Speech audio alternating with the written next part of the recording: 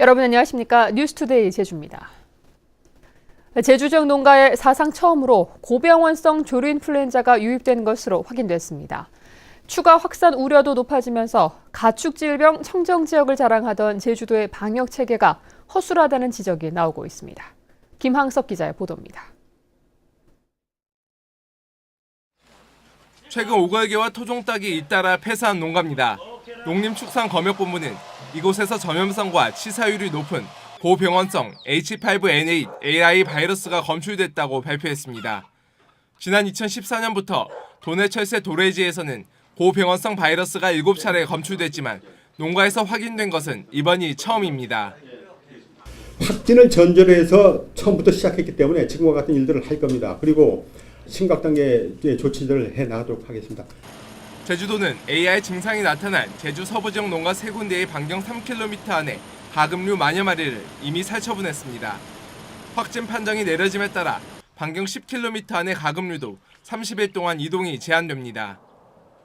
지금 다 불안해 있죠. 겨울에가 사실 이게 살아날 수가 있다는 게 많죠. 제주도 청정 이미지가 완전히 사라지는 거죠. 문제는 이들 농장에서 민속 오일시장으로 팔려나간 오골개 160마리 가운데 73마리의 행방이 묘연하다는 겁니다. 행방이 확인된 87마리 가운데 59마리는 간이 검사에서 양성 판정을 받아 AI 추가 확산도 우려되는 상황입니다.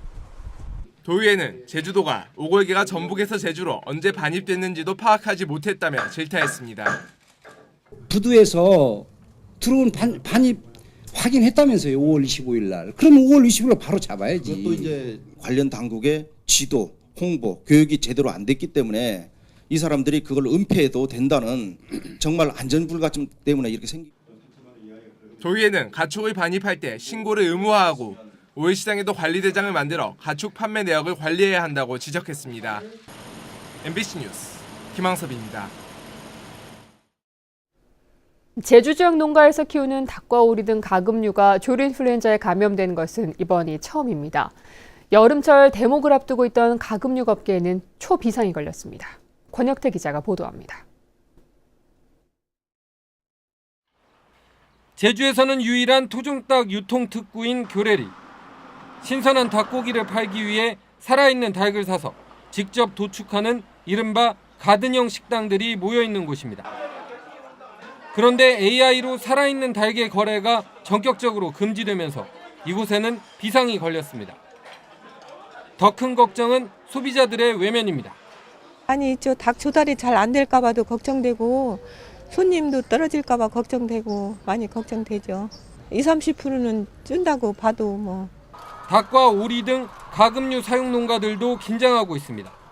도내 가금류 도축 물량은 하루 평균 15,000마리. 이 가운데 30%는 다른 지방으로 팔려나갔습니다. 하지만 AI로 제주산 가금육의 도외 판매가 중단되면서 하루에 3천만 원씩 손실이 발생하기 시작했습니다. 복날이 있는 여름 성수기에는 소비가 3배가량 늘어났던 만큼 피해는 눈덩이처럼 불어날 수 있습니다. 방역권 때 이외에 닭을 수매를 해서 그 육지부 전국 유통을 시키거든요. 근데 제주도만 농림부에서 양계산물 전체에 대해 가지고 반출 금지를 시켰다는 어떤 부분은 이거는 명백한 형평성의 어떤 문제가 있어서 사상 초유의 조류 인플루엔자 사태가 자칫 장기화될 경우 제주 지역 가금육 산업 자체가 초토화되는 것은 아닌지 우려가 높아지고 있습니다. MBC 뉴스 권혁태입니다. 미세먼지 주의보가 발령되면 학교에 자녀를 보낸 학부모들은 불안감이 커질 수밖에 없는데요. 제주도 교육청이 미세먼지로 인한 피해를 줄이기 위해 학교에 공기청정기를 설치하기로 했습니다. 현재훈 기자가 보도합니다. 중국발 황사와 함께 제주에 올 들어 3차례나 발령된 미세먼지 주의보. 문재인 대통령이 미세먼지 감축을 지시한 가운데 제주도 교육청도 대책을 발표했습니다. 올해 추경 예산으로 유치원과 초등학교, 특수학교의 교실 2,100곳에 공기청정기를 설치하겠다는 것입니다. 내년에는 중고등학교 교실 1,400곳에도 설치할 계획입니다. 공기청정기가 현재 업체 이렇게 보니까는 우선적으로 유치원 그리고 초등학교 저학년 1, 2학년을 일단 이번 추경에 반영하려 하고 있습니다. 교육 당국은 학부모들의 불안감이 해소될 것으로 기대하고 있습니다. 공기의 질이 좋아지면 또 학습 환경도 쾌적해질 것으로 믿고, 그다음에 애들 건강, 그다음에 학부모들이 염려하는 바가 크기 때문에 학부모들의 심리적 안정도 필요하고. 이번 추경 예산에는 학교의 성면 시설을 교체하고 내진 시설을 전국 평균 수준으로 끌어올리기 위한 예산도 포함됐습니다. 정부가 누리 예산을 부담하고 제주도가 지방세 지원을 늘리면서 교육 재정에 여유가 생긴 가운데 일선 학교의 교육 환경 개선이 얼마나 효과를 거둘 수 있을지 주목됩니다. MBC 뉴스 현재훈입니다. 먼지 방지 시설을 설치하지 않거나 소음 기준을 어긴 건설업체들이 무더기로 적발됐습니다.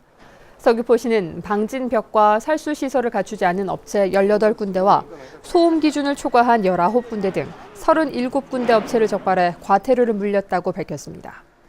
제주도 자치경찰단도 먼지가 발생하는 사업장을 점검해 위반 업체 7곳을 적발했습니다.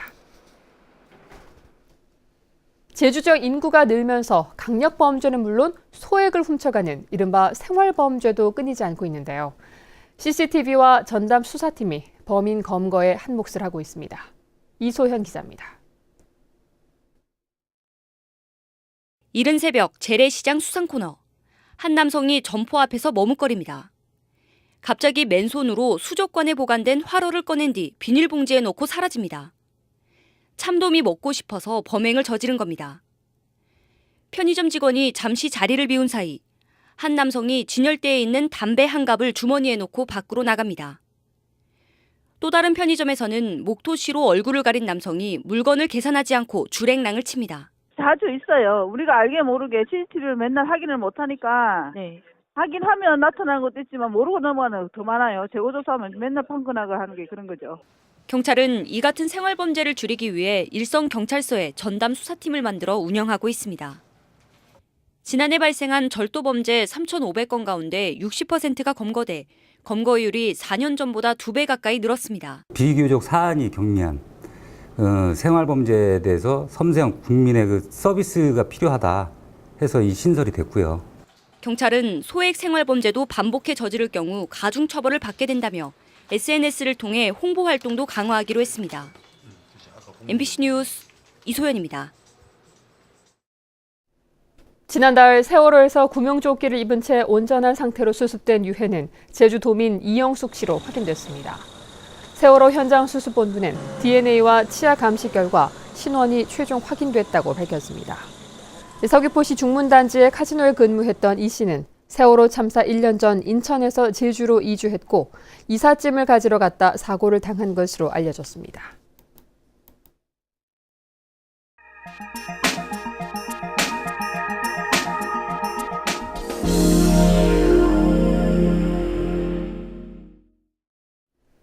충북 혁신도시에 세계 최대 규모의 기후변화 실험 시설이 들어섰습니다. 건물 한 채를 통째로 집어넣어 실험할 수 있어서 에너지 소모를 최소화하는 이른바 패시브 주택 개발에도 가속이 붙을 것으로 보입니다. MBC 충북 김대웅 기자입니다. 독일 남서부 프라이부르크 지역입니다. 주택과 상가 상당수가 일반 가정 전력의 7%만 쓰는 이른바 패시브 주택으로 설계되어 있습니다. 집안의 열이 밖으로 새나가지 않도록 짓는 것이 핵심 기술입니다. 국내에서는 처음으로 이런 주택을 통째로 넣어 실험할 수 있는 시설이 들어섰습니다. 정부가 200억 원을 들여 4년 만에 충북 혁신도시에 문을 연 기후환경 실증센터입니다. 실험실 높이가 세계 최대인 20m로 3층 건물을 통째로 넣어 실험할 수 있습니다. 시간당 150mm 폭우와 영하 40도의 혹한, 영상 80도까지 올라가는 사막 기후까지 다양한 기후에서 어떤 부분에 문제가 있는지 센서를 통해 실시간으로 파악할 수 있습니다. 그 부재도 중요하지만 그것을 어떻게 시공을 하느냐 그 부분도 굉장히 중요한 거라서 잘 접합을 하는 그런 기술까지도 여기서는 이제 평가를 할 수 있어서 태양광과 에너지 관련 시설이 혁신도시 주변에 잇따라 들어서면서 관련 기업 유치에 탄력도 기대됩니다. 큰 것들을 시험하려는 그런 것들은 멀리 있으면 이동하기가 불편하고 그러니까 이 인근에 관련 산업들이 발전한다라고 볼 수 있습니다. 충북 혁신도시에 에너지 산업 클러스터를 만드는 것이 대통령 공약인 만큼 생산과 시험, 교육과 재활용까지 에너지 관련 시설이 추가로 들어설 것으로 보입니다. MBC 뉴스 김대우입니다.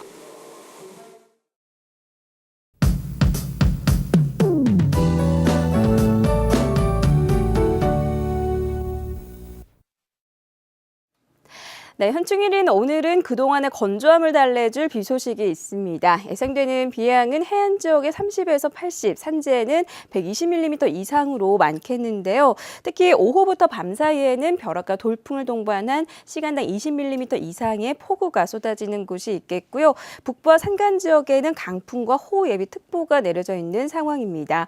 외출하실 땐 튼튼한 우산을 챙기는 것이 좋겠고요. 기온은 평년과 비슷하겠지만 비가 오면서 한낮 에도 대체로 선선하겠습니다. 다음은 자세한 지역별 날씨입니다. 네, 현재 북부 지역의 기온 20도 내외로 출발하고 있고요. 낮 기온은 23도 안팎까지 오르겠습니다. 서부 지역의 기온 종일 22도 내외로 아침과 낮의 기온차가 크지 않겠고요. 현재 남부 지역의 기온 20도에서 21도, 낮 기온은 22도에서 23도가 예상됩니다. 동부 지역도 비가 내리면서 낮더위가 잠시 주춤하겠습니다. 네, 산간에는 호우 예비 특보가 내려져 있는 만큼 비로 인한 각종 안전사고에 유의하셔야겠고요. 현재 섬 지역의 기온 어제와 비슷하지만 낮 기온은 어제보다 3도가량 낮겠습니다. 풍랑 예비 특보가 내려진 해상에는 물결이 점차 거세게 일겠고요. 현재 대부분 공항 대체로 구름 많은 가운데 제주공항에는 윈드셔 특보가 내려져 있는 상황입니다. 네, 비는 내일 새벽까지 이어진 뒤 차츰 그치겠고요. 이번 주말과 휴일에도 비 소식이 있다는 점 참고하셔야겠습니다. 날씨였습니다. 어제 아침 8시 20분쯤 서귀포시 대포동 거린사슴 전망대 인근 천백도로에서 3.5톤 트럭이 내리막길에서 뒤집어지면서 운전자 34살 정모 씨가 크게 다쳐 병원으로 옮겨졌지만 숨졌습니다. 경찰은 트럭의 브레이크 고장 여부 등 정확한 사고 원인을 조사하고 있습니다.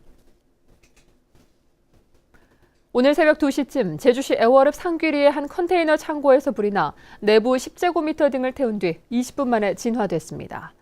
화재 당시 창고 안에 아무도 없어 인명피해는 없었고 소방당국은 정확한 피해 규모와 화재 원인을 조사하고 있습니다. 제주지방법원 한정석 판사는 공사장에 안전시설을 갖추지 않아 근로자를 숨지게 한 혐의로 재판에 넘겨진 하도급 업체 대표 68살 고모 씨 등 2명에게 징역 8월에서 1년과 함께 집행유예 2년을 선고했습니다. 이들은 지난해 8월 제주시 애월읍의 모 대학교 말산업 실습 목장 공사 현장에서 58살 김모 씨가 안전 난간이 없는 작업대에서 페인트 작업을 하다 페인트 제거 작업을 하다 떨어져 숨지게 한 혐의로 기소됐습니다. 제주지방법원 제갈창 부장판사는 가출 청소년과 성매매를 한 혐의로 기소된 26살 A씨 등 2명에게 징역 1년에 집행유예 2년을 선고했습니다.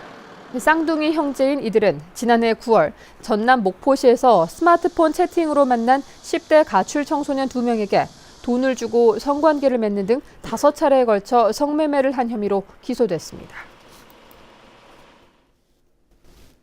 이낙연 국무총리가 취임 이후 처음으로 제주를 방문합니다. 이낙연 총리는 오는 9일 서귀포시 강정마을을 방문한 뒤 전국 생활체육대축전 개회식에 참석할 예정입니다. 이낙연 총리는 최근 인사청문회에서 해군기지 구상권 철회와 관련해 유사 사건과의 형평성을 살펴봐야 한다며 신중한 입장을 밝혔습니다.